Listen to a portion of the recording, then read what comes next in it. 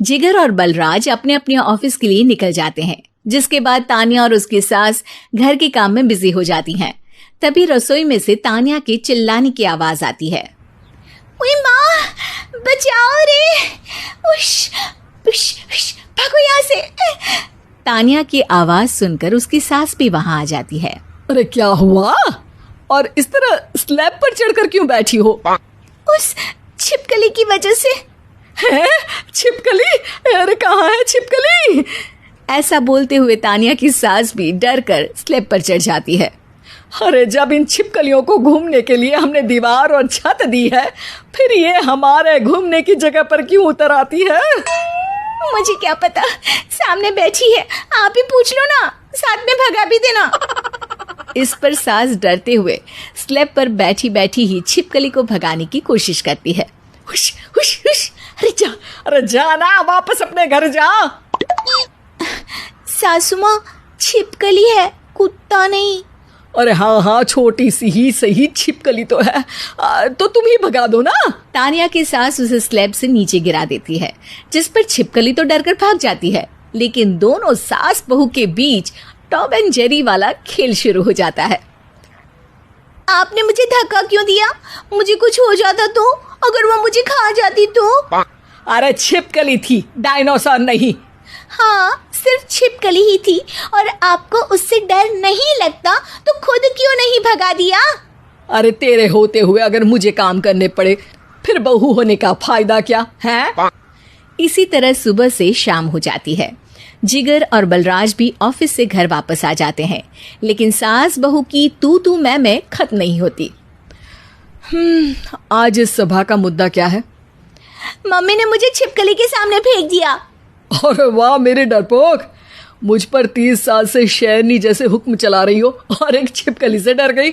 इस पर दोनों बाप बेटे हंसने लगते हैं, जिसे देखकर सास बहू एक दूसरे की शक्ल देखते हुए अब अपनी लड़ाई भूलकर उनसे लड़ना शुरू कर देती हैं।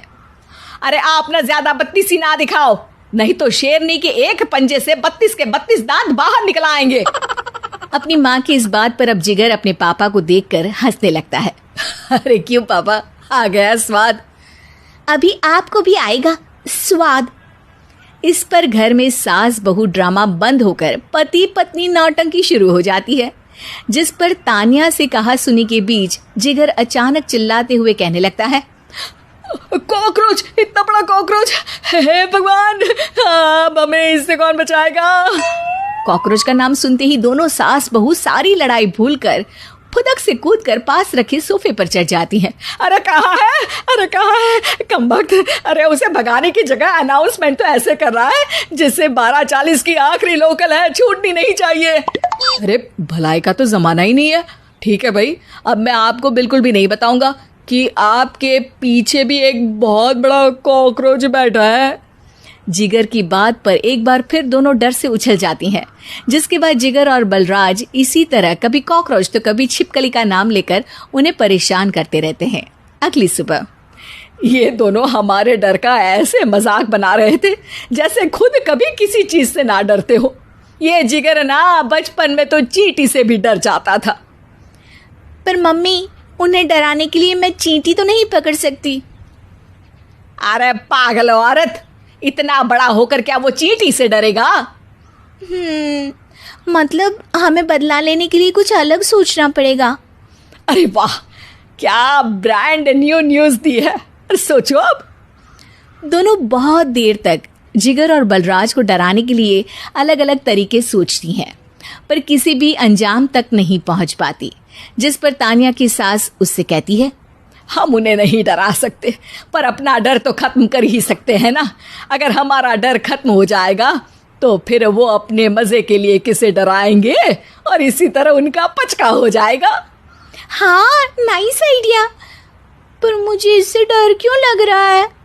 सास की बातों से डरते हुए भी वो दोनों अपने डर को खत्म करने के मिशन पर लग जाती है, जिसमें पहला कॉकरोच सामने आते ही वो डर कर भाग जाती है। हमसे ना हो पाई मम्मी, इससे आप ही निपटो ना। अरे क्या आप निपटो, साथ चल, नहीं तो तेरे ऊपर ना छिपकली गिरा दूंगी। हाँ बस, हाँ पहले छिपकली पकड़ कर तो दिखाओ। अरे यार चल ना।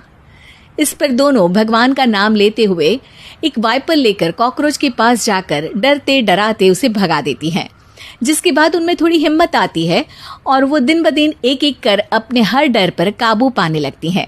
कुछ हफ्तों बाद, वाह मम्मी, आइडिया तो मस्त था।